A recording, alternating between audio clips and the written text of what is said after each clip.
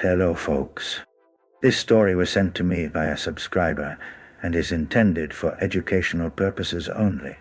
Thank you for watching. 5-meo DMT, 50 mg.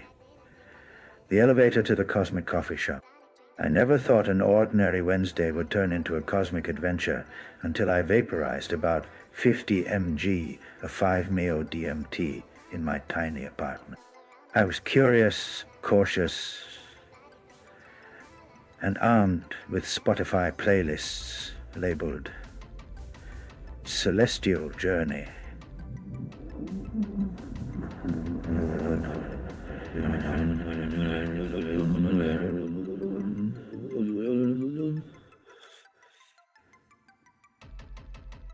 But nothing prepared me for what was about to happen.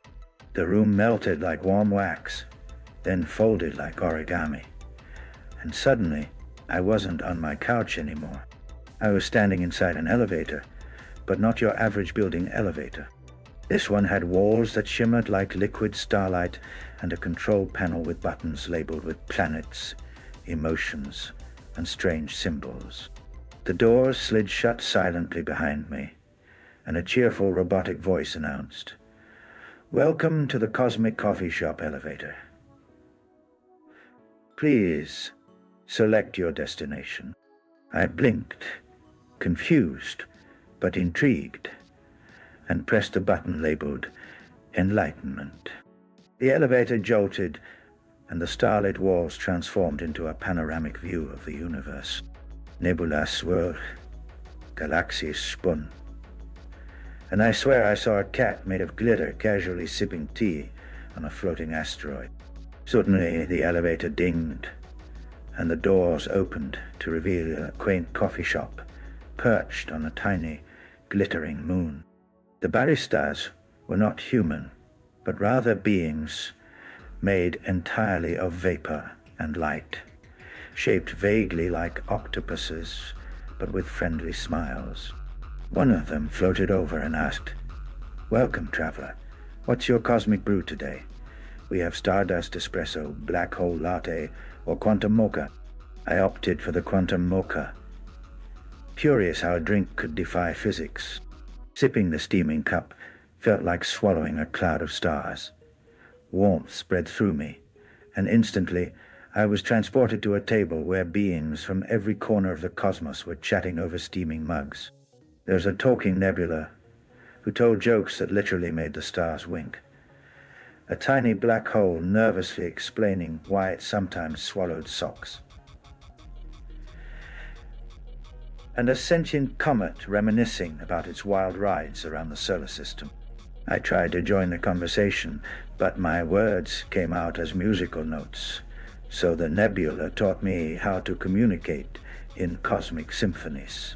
We sang stories of creation, destruction, and rebirth.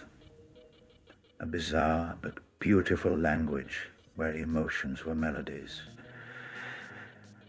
and thoughts were harmonies. Time lost meaning.